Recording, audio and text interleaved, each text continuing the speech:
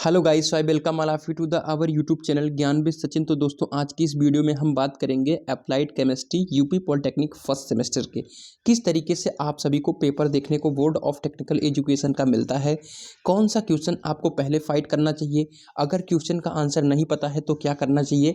आज की इस वीडियो में, कंप्लीट वीडियो में आप सभी को सारी चीज़ें देखने को मिलेगी। तो वीडियो आप सभी के लिए बहुत इंपॉर्टेंट है और जिन स्टूडेंट्स को लगता है कि उनकी बैक आ जाएगी पॉलिटेक्निक फर्स्ट सेमेस्टर में, वो वीडियो पूरा अंत तक देखें। उनको इस वीडियो के माध्यम से बहुत सारी चीज़ें ऐसी बताई जाएंगी जो आप सभी के काम की हो। तो वीडियो खास है। चलिए अपनी इस वीडियो की शुरुआत करते हैं। पॉलिटेक्निक फर्स्ट सेमेस्टर का पेपर किस तरीके से आता है उसको देखते हैं, ठीक है। साथ ही साथ जिन स्टूडेंट्स को लगता है कि उनको पॉलिटेक्निक फर्स्ट सेमेस्टर में बैक लग जाएगी, उनका अभी कुछ भी तैयार नहीं है, तो अभी भी उनके पास मौका है कि पॉलिटेक्निक फर्स्ट सेमेस्टर 2022-23 का महत्वपूर्ण प्रश्न के नोट्स आप देख सकते हैं।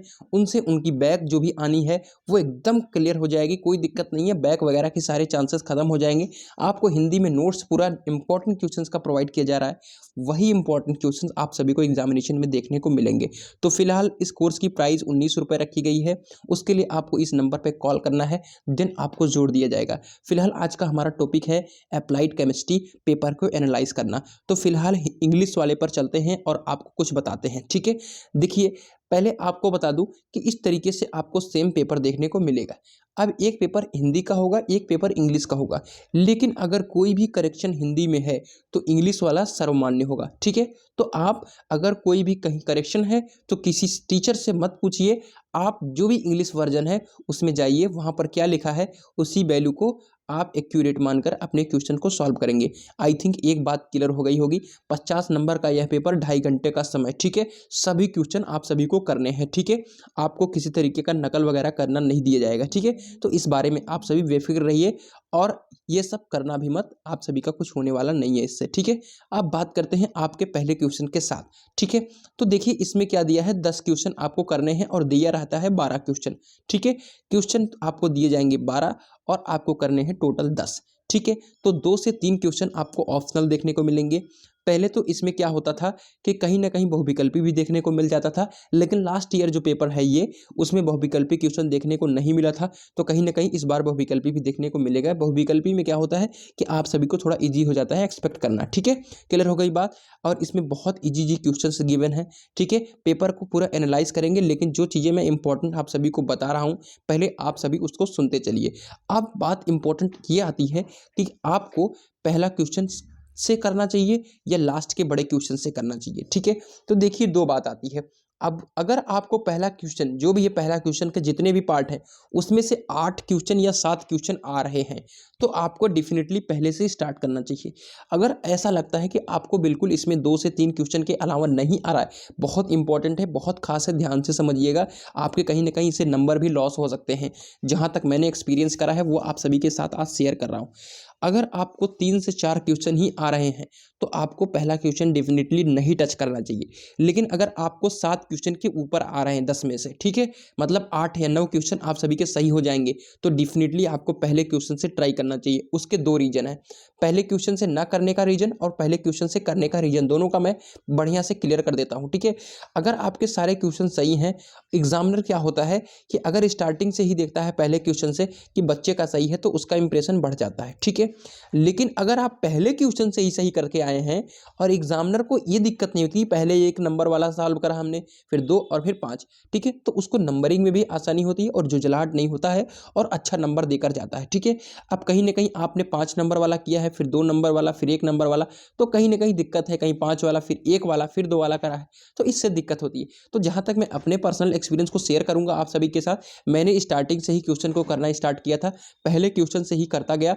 जो क्वेश्चन आए उन्हें लिखा, जो क्वेश्चन नहीं आया तो उतने की गैप बनाकर छोड़ करके दूसरे क्वेश्चन की तरफ बढ़ गया। दूसरा क्वेश्चन मैंने किया, जो क्वेश्चन आए किया, जो क्वेश्चन नहीं आए गैप बना के आगे बढ़ गया, ठीक है।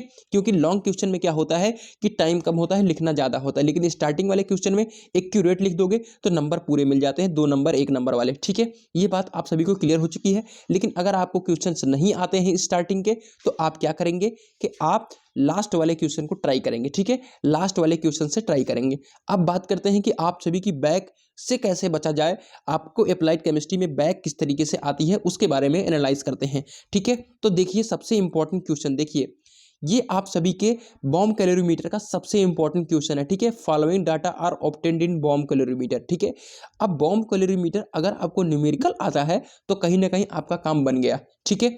दूसरा कठोरता वाला, ठीक है, अगर कठोरता से रिलेटेड न्यूमेरिकल आता है तो कहीं ना कहीं आपका काम बन गया। अब तीसरा और सबसे मोस्ट इंपॉर्टेंट, जो सबसे इंपॉर्टेंट होता है वो होता है क्या, IUPAC।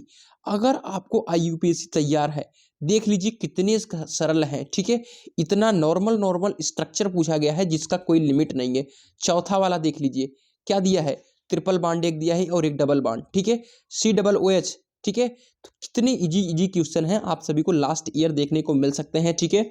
और यहाँ पर टैग देख सकते हो आप कि कितने बजे एग्जामिनेशन होना है और कितने बजे पेपर की छपैया हुई है। 24 मार्च को छपैया हुई है, 24 मार्च को ही पेपर था 2022 को। 8:09:29 पे पेपर को छापा गया है, कहाँ पर, अपने ही बोर्ड पर, ठीक है, अपने जहाँ पर आपका सेंटर होता है।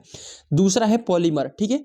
पॉलीमर्स जो है वो तैयार कर लेना, थर्मोसेटिंग प्लास्टिक, थर्मोप्लास्टिक, इनको भी तैयार कर लेना, ठीक है। चलिए दूसरी तरफ हिंदी वाला एनालाइज करते हैं, हिंदी में क्या दिया है, ठीक है।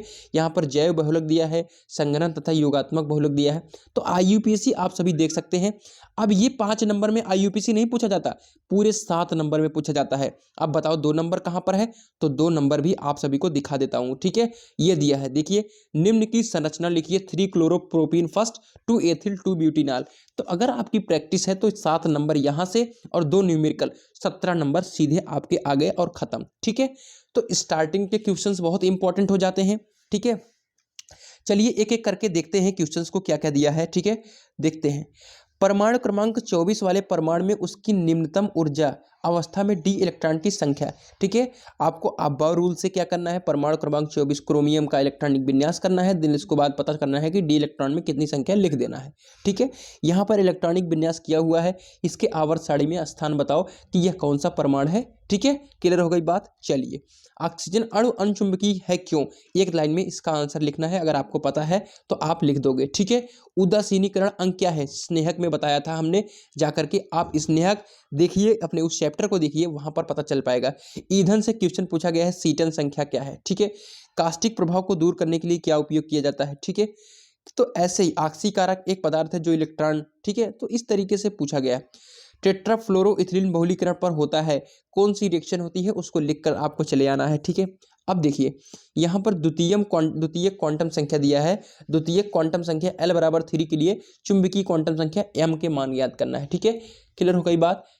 चलिए आगे दिया है, 2 गैसों का एक न्यूमेरिकल टाइप का दिया है, वो दिया गया है। और फिर उसके बाद एक कोयले का नमूना क्रूसिबल में तौला गया है, उसका इतना पाया गया है, 1 घंटे तक गर्म करके उसे ठंडा करने के बाद क्रूसिबल को तौला गया है। नमी की प्रतिशतता ज्ञात कीजिए, तो यहाँ पर भी एक न्यूमेरिकल दिया गया है। साथ में सबसे इजी क्वेश्चन स्फुरांक तथा मेघ बिंदु, ठीक है। तो ये भी आपके 2 नंबर यहाँ से फिक्स हो गए, द्वितीय क्वांटम संख्या और स्फुरांक तथा मेघ बिंदु।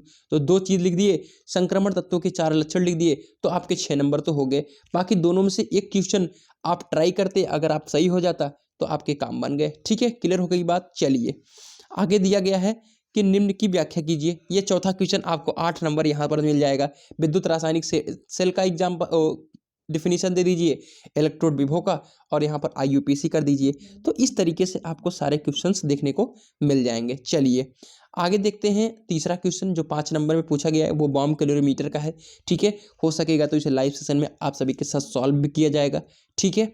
चलिए आगे है कि कठोर जल के नमूने में, ठीक है, तो अस्थायी कठोरता, फिर अस्थायी कठोरता, फिर कुल कठोरता ज्ञात करनी है, ठीक है। अब घरेलू जल पूर्ति का विसंक्रमण क्यों आवश्यक है, मतलब घरेलू जल पूर्ति जो होती है उसमें क्लोरोनीकरण, ओजोनीकरण विधियों की संक्षिप्त वर्णन करना है, ठीक है। धात्विक संक्षारण बताना है और लोहे में जंग जो लगता है उसका रासायनिक सूत्र लिखना है, ठीक है। स्नेहक के बारे में बताना है, स्नेहक यौगिकों के क्या महत्व होते हैं, ठीक है। हाइड्रोजन आयन का सांद्रता ज्ञात करनी है, ठीक है। लोहे की कील CuSO4 विलीन में रखते हैं तो कारण सही समझाइए, ठीक है। क्लियर हो गई बात। और यहाँ पर हेंडरसन रूल, ये आउट ऑफ सिलेबस पूछ लिया गया था, लास्ट ईयर का क्वेश्चन है। संचारण से बचने की विद्युत लेपन विधि, तो इसे भी बताना है, ठीक है। संचारण से क्वेश्चन पूछे गए हैं, ठीक है। यहाँ पर सीधा आपको IUPAC देखने को मिलेगा और जैव बहुलक और संघनन तथा योगात्मक बहुलक, ठीक है। तो इस तरीके से बहुत ईजी वे में आपसे क्वेश्चन पूछा जाता है, ठीक है। 24 मार्च की प्रिंटिंग है, देख सकते हो, आपको मैंने शायद अभी भी बता दिया है, ठीक है। तो इस तरीके से क्वेश्चंस आप सभी को देखने को मिलते हैं और ज़्यादा कोई टफ नहीं पूछा जाता है। तो बस आपको 2 चीज़ें ध्यान में देनी है कि जो चीज़ें पूछी जाए उसकी एग्जाम्पल्स, रिएक्शन, अपनी राइटिंग को सुधारते हुए आप क्वेश्चंस को अटेम्प्ट करिए, बहुत ही अच्छा होगा। ठीक है, तो फिलहाल और भी बातें आप सभी के साथ शेयर कर चुका हूं। बाकी जिन स्टूडेंट्स को अब ऐसा लगता है कि उनकी बैक आ जाएगी, तो प्लीज़ अभी भी टाइम है, 1 महीने का वक्त है, अपनी प्रिपरेशन को अच्छी से कर सकते हो इस नंबर पर कॉल करके। तो फिलहाल मिलते हैं एक नई वीडियो के साथ, तब तक के लिए good bye, tata, love you all.